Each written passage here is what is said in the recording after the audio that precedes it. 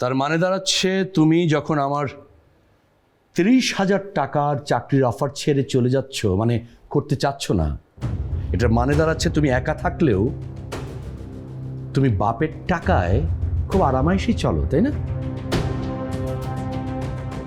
কারণ কেউ যদি কখনো অভাবে থাকে 30,000 টাকার চাকরি পায়ে ঠেলে কেউ চলে যেতে পারে না। 30,000? তোমার নিশ্চয়ই এমন কেউ আছে যে নাকি তোমাকে হাত খরচের টাকা দেয়, তাই না?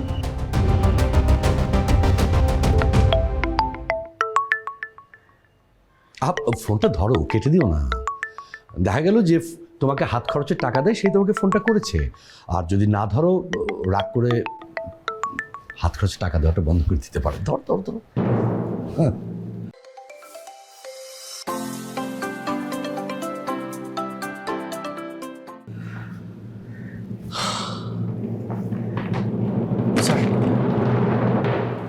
স্যার আমি পিয়নের কাজটা করতে রাজি আছি, আর আমি আজকে জয়েন করব।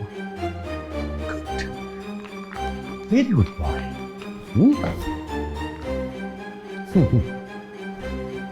প্লিজ।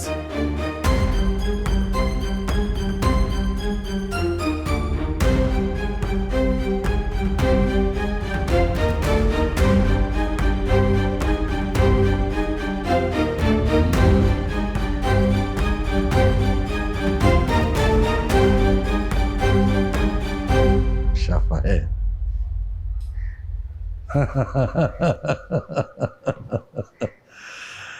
দেখে যাও শাফায়েত, দেখে যাও।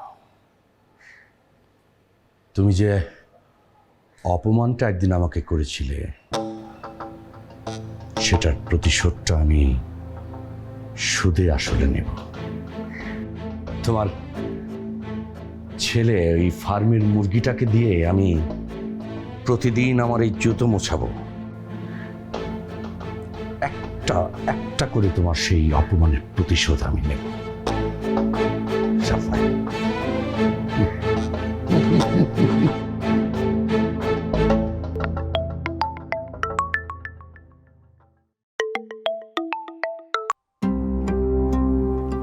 হ্যালো। কই তুমি নাহিয়ান? ইন্টারভিউ কেমন হলো? তুমি আমাকে একবার ফোন করে জানাইলাও না। তুমি জানো আমার কত টেনশন হইতেছিল। আমার চাকরিটা হয়ে গেছে মেঘা, আর আজকে জয়েন করছি। সো বুঝতেই পারতেছো যে আমার ফিরতে দেরি হবে। ও মাই গড, কংগ্রাচুলেশনস নাহিয়ান। কিন্তু তুমি আমাকে একবার ফোন দিয়ে জানাইলে না কেন? আমার উপর যার কোনো ট্রাস্ট নাই, যে আমাকে চিট করে, আমাকে মিথ্যা বলে, তাকে জানাই কি লাভ? এত ভালো একটা দিনে তুমি আমার সাথে এমন করবে নাহিয়ান?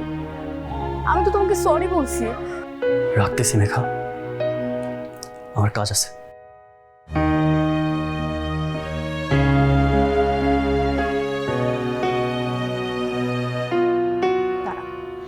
এখনো আমার উপর রাগ করে থাকা বের করতেছি। চাকরি পাইছো, সেলিব্রেশন হবে না?